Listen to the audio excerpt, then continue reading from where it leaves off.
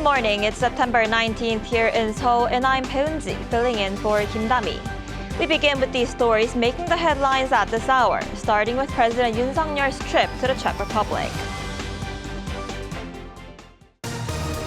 President Yoon is set to visit the Czech Republic after the Czech government chose a Korean company as the preferred bidder to build 2 nuclear power units in the country. Despite legal concerns over completing the project, Yoon showed confidence, saying there is no need to worry.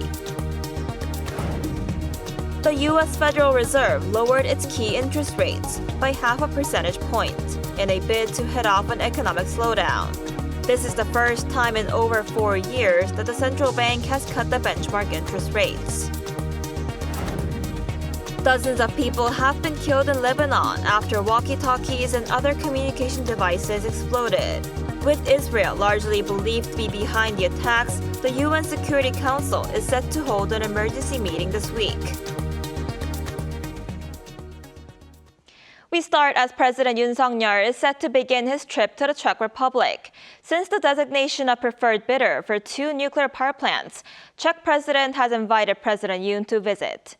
Yoon is set to work on closing the deal for the 2 nuclear reactors as well as expanding cooperation in general. Our top office correspondent Kim Do-yeon explains in detail. Seeking to help close a deal between Korea Hydro and Nuclear Power and the Czech Republic, President Yoon Suk-yeol will embark on a visit to the European country on Thursday. This trip comes as this past July, the Czech government chose Korea Hydro and Nuclear Power as a preferred bidder to build 2 nuclear power units in Dukovany, a project worth 24 trillion Korean won, or about $17.3 billion US. However, there have been appeals against the Czech government's decision by the 2 sides also competing for the project, U.S. company Westinghouse and France's Électricité de France. Westinghouse claims the Korean company doesn't have the license to use a nuclear power tech owned by the U.S. firm, while EDF claims the selection process wasn't transparent. To this, President Yoon said in a written interview with Reuters published Thursday morning that, quote, there is no need to worry, and that he's confident any obstacles can be overcome. He added, Seoul and Washington were creating an amicable atmosphere among businesses in the nuclear energy sector to close out the differences. As for the summit, the top office also said the trip will serve as a means to establish a nuclear power alliance between South Korea and the Czech Republic. The President, during this official visit to the Czech Republic, will convey Team Korea's firm commitment to the successful completion of the nuclear power plant project and will actively engage in sales diplomacy as the nation's #1 salesman to secure the contract. A nuclear power alliance between South Korea and the Czech Republic is expected to be established through this visit. The 4-day visit will start with an official welcoming ceremony in Prague and a summit with Czech President Petr Pavel, as well as an official banquet.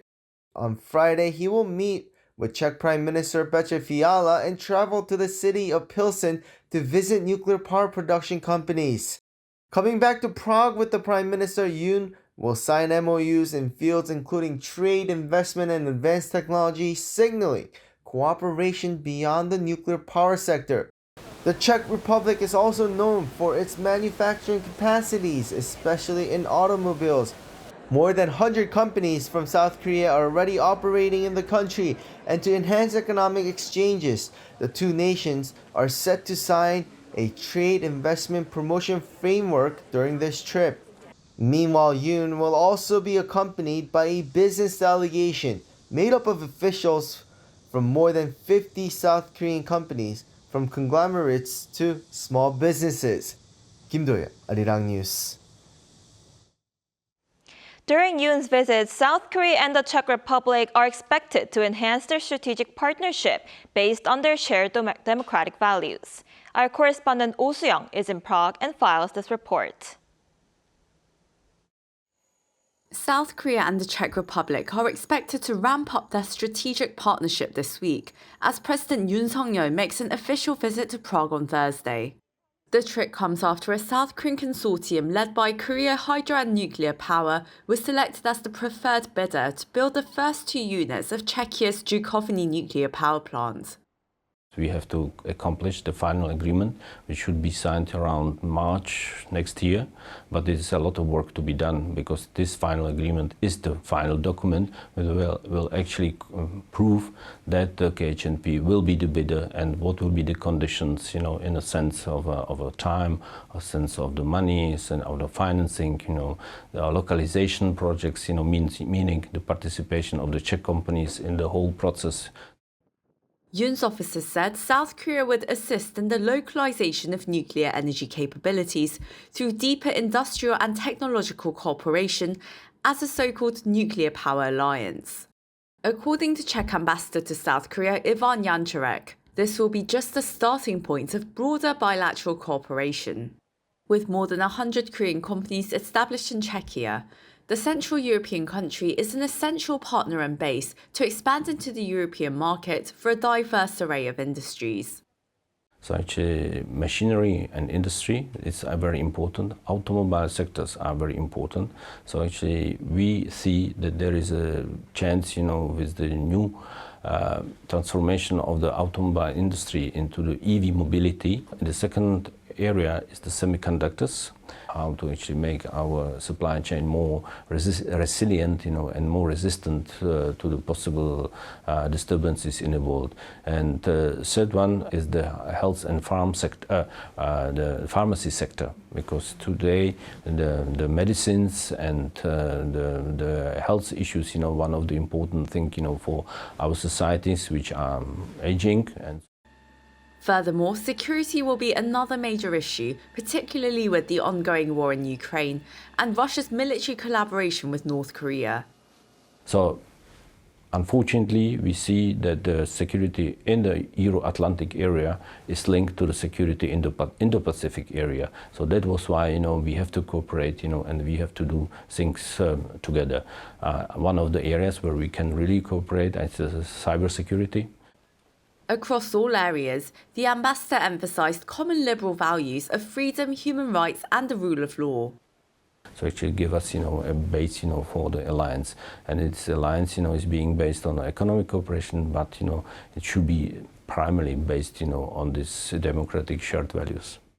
As South Korea and Czechia mark 35 years of their diplomatic relations next year and 10 years of establishing their strategic partnership, President Yoon's visit is expected to serve as a pivotal moment to elevate bilateral ties to a brand new level. Oh Soo-young, Arirang News, Prague.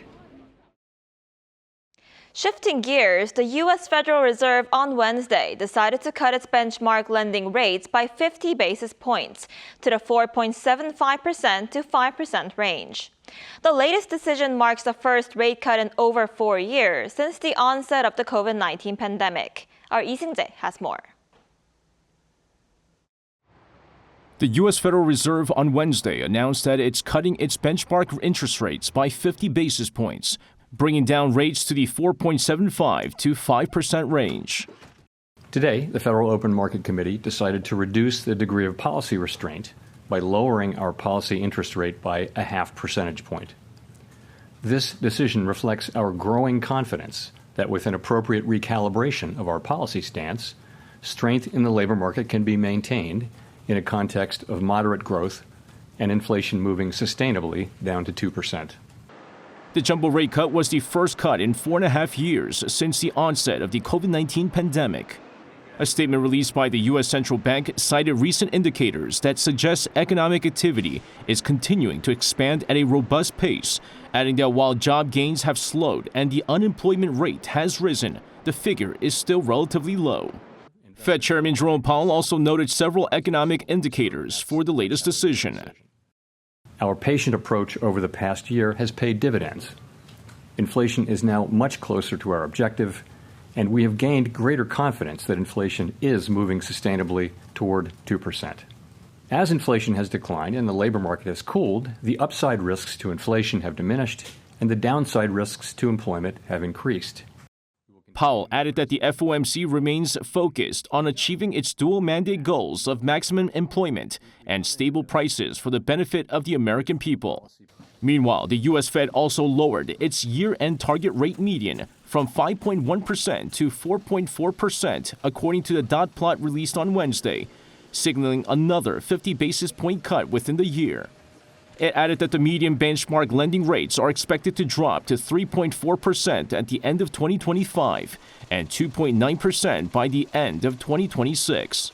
However, Powell suggested a more careful approach for the rest of the year, saying that there is nothing in the economic outlook summary that suggests the Federal Reserve is in a hurry. Lee Seung-jae, Arirang News.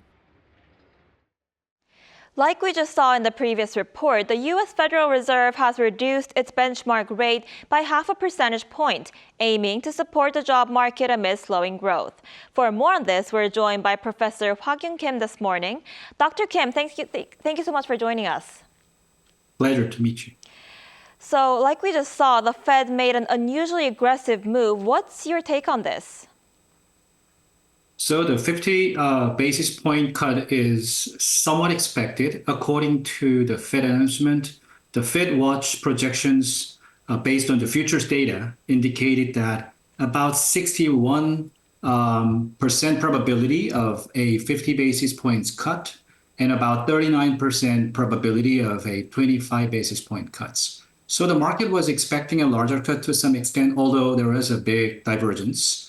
This expectation also reflected in the dot plot, in that we had like several people, officials talking about 25, others are talking about 50 basis points. So clearly there was some divergence, but clearly market was expecting some. What is more aggressive, I think, is about the future projections. According to the dot plot, about 7 officials forecast 1 more cut, 9 see 2 additional cuts, and 1 predict 3 cuts by the end of the year. So on average, it's about 2 cuts additionally, I think, by the end of this year, but at least it's going to have a continual cut. So most officials expect the Fed funds target will hit about 3.4% in 2025 and about 2.9 to 3% by 2026. So this is a gradual movement, but still very significant move. And this tells us that the Fed is not only easing the economy with a larger cut, but also providing a long-term projection for lowering the interest rate cuts. I think that's the being aggressive part. Right, like you just mentioned, the Fed signaled that they plan to cut rates more by the end of this year. Could you explain more in detail what might be the reason behind this decision? Well, the significant rate cut and the long-term lowering plan suggest that maybe the Fed believes the inflation is still not fully under control, but it's now more crucial to achieve a soft landing for the economy. So through these kind of cuts, the Fed aims to assure that the market, that the liquidity provision is not an issue. This means that firms and households, especially looking to borrow money for consumption and investment, will not be really hampered by high interest rates. And these effects of these cuts will not be immediate, but will likely become more apparent over the next few quarters. And as inflation approaches the 2% target, I think the real side of the economy is going to benefit from this lower rates, particularly in the first and second quarters of 2025. And I think what the chairman, Jerome Powell, is suggesting is also about this, that maybe economy can be slowed down. We're not going to allow this to happen just because of the high interest rates. Right, and what happens now? How will rate cuts work their way through the economy, and how will they affect businesses and individuals? Well, it's always somewhat convoluted, but like I just briefly mentioned, once the interest rate starts going down, then clearly this is going to affect the banks, the lending rates, and also borrowing rates, et cetera, and also some other, the parts of businesses who need to use debt financing for their investment and then economic activities, for instance, like paying wages, et cetera. So as the interest rate starts going down, then the long-term debt financing would be affected, for instance, because we already see that the Fed is going to lower the interest rate for the long period. Then I think long-term rate as well as short-term rates will go down, and that actually can just help debt financing with lower cost. So the investment probably will increase at the end of the day. And also the individuals who want to buy homes and cars and these durable goods eventually be affected. So I think that's going to have some positive impact. What is not so sure is in between. And therefore, this is going to have some uncertainty about like how to digest information, especially by the financial markets, such as stock markets. Right, like you just mentioned, how will the change in interest rates affect the stock market? Yeah, so I think the stock market, basically price is always talking about like the future per cash flows and discount rates, right? So because interest rates are going down, not just for just, the short term, but also the long term, this is going to lower the discount rate. And then that actually will increase the price. And also cash flows will be more positively affected, at the end of the day, because, it's easier to borrow and then you can actually, get into more economic activities. However, as we just mentioned earlier, this type of the aggressive cuts and also the long-term plan for reducing the rates kind of, make investors and market participants actually start suspecting, well, maybe they're aggressively lowering this because they're expecting the slowdown economy or even recession. If that's the case, maybe the discount rate actually can go up and cash flow expectations can go down because of worry about the, this recession or the slowing down economy. Therefore, there could be some short-term fallback or pullback of the stock price. For instance, today, the S&P 500 slightly went down because they just digested information by 29 basis points. Right, and how will lower U.S. rates affect the South Korean economy? Do you think it'll affect the Bank of Korea's decision on interest rates schedule for next month? Yes, I think now the Bank of Korea is considering a lot about like what to do the next.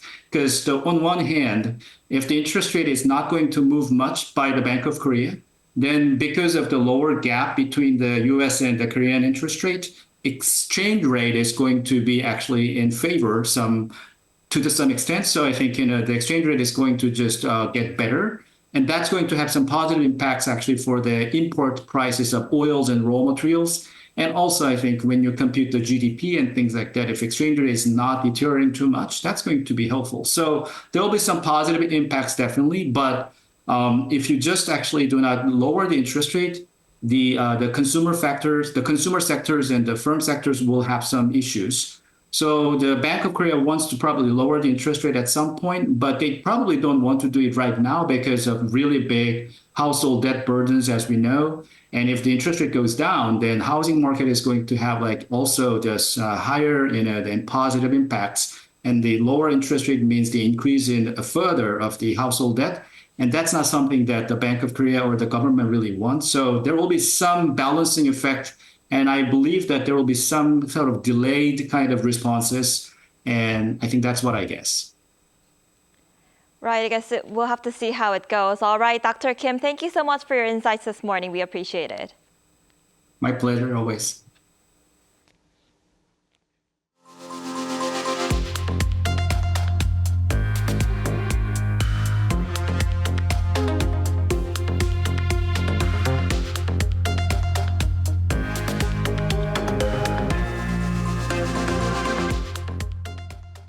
New data shows that among young people who have not been employed for more than 3 years, over 80,000 of them are considered NEET, that is, not employed, in education or in training. According to data from Statistics Korea on Thursday, as of May 2024, there were 238,000 young people aged between 15 and 29 who had not been employed for more than 3 years. Among them, 34.2% or 82,000 fall into the NEET category, the largest group among unemployed youths. The data also shows the total number of unemployed youth reached its highest level in 3 years in May. Over in the Middle East, at least 32 people have died in the past 2 days in Lebanon due to a series of communication device explosions across the country. The United Nations Security Council has scheduled an emergency meeting on Friday as the conflict between Israel and Hezbollah escalates. Our Kim Jung-sil reports. The death toll in Lebanon is rising after a wave of walkie-talkie explosions on Wednesday kills at least 20 people. This follows Tuesday's pager explosions, which killed at least 12 people, including 2 children. Thousands have been injured as communication devices known to be used by Iran-backed Hezbollah exploded across Lebanon over the past 2 days. Some of Wednesday's explosions occurred near a large crowd that had gathered for the funerals of victims from Tuesday's attack.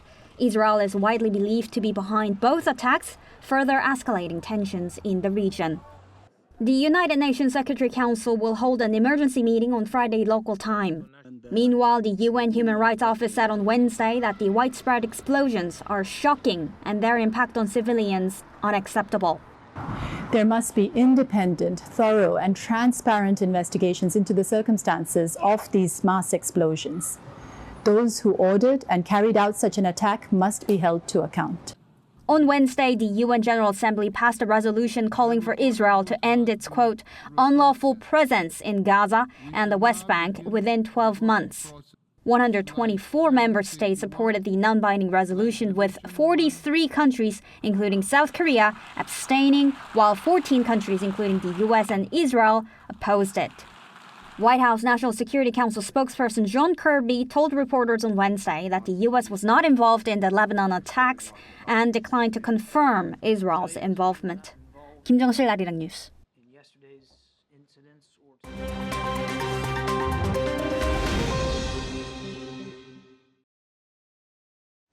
Good morning. I'm Kim Seong, and this is The World Now. Now, members of the European Parliament called for the release of EU funds on Wednesday to pay for damage from flooding that killed at least 21 people across Poland, the Czech Republic, Romania and Austria this week. Italy issued yellow alerts effective from Thursday for nearly 50 regions in the country as Storm Boris moved westwards, bringing a risk of floods and landslides. Flooding in Central Europe is reportedly the worst in at least 2 decades, wreaking havoc from Poland to Romania, causing deaths, destroying bridges, submerging properties and cars, and leaving cities and towns covered in mud and debris.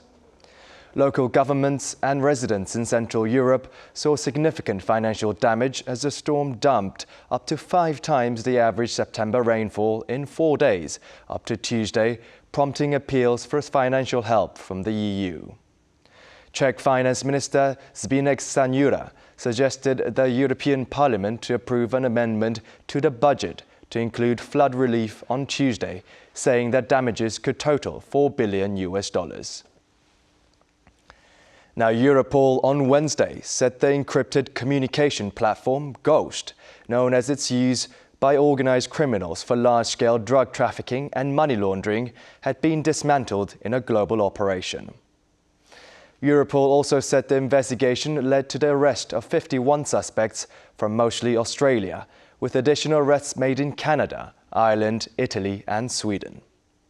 Australian authorities on Wednesday charged the app's alleged administrator, 32-year-old Yoon for supporting a criminal organization and profiting from criminal proceeds following raids conducted over 2 days in 4 Australian states.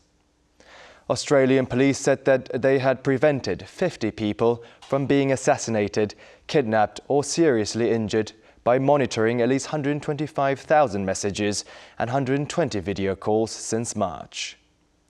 Europol also touted the bust of a drug lab in Australia and a global seizure of weapons, drugs, and over $1.1 million in cash, with its executive director praising the collective effort to bring down what she called a lifeline to organized crime.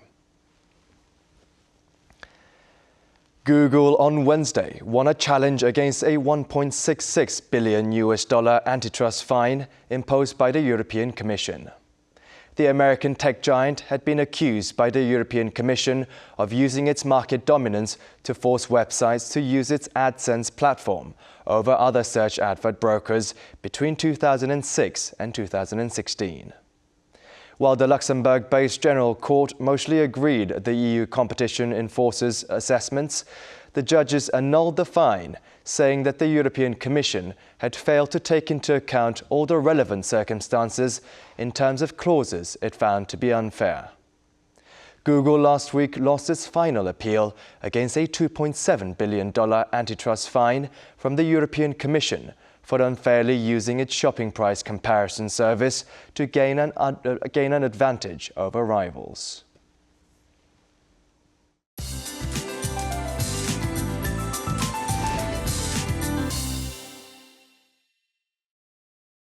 Good morning. We had a midsummer-like Chuseok holiday this year, making outdoor traditions and rites extremely challenging.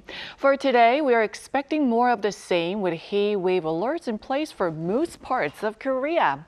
Making it feel even more summer-like is passing rain, especially for the capital and inner regions, which could see up to 60 millimeters of heavy passing rain.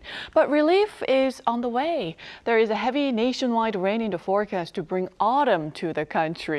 Rain that starts on Jeju today will spread nationwide by tomorrow and continue into Saturday. The capital area could see up to 120 millimeters of downpours. And we could finally start to live without an air conditioner from the weekend, with much more comfortable temperatures forecast to set in. Morning lows will be going down to the upper teens. But this afternoon will be a scorcher with a high of 33 degrees here in Seoul, Daejeon, Daegu topping out at 35. That's Korea for you, and here's a look at the international weather conditions.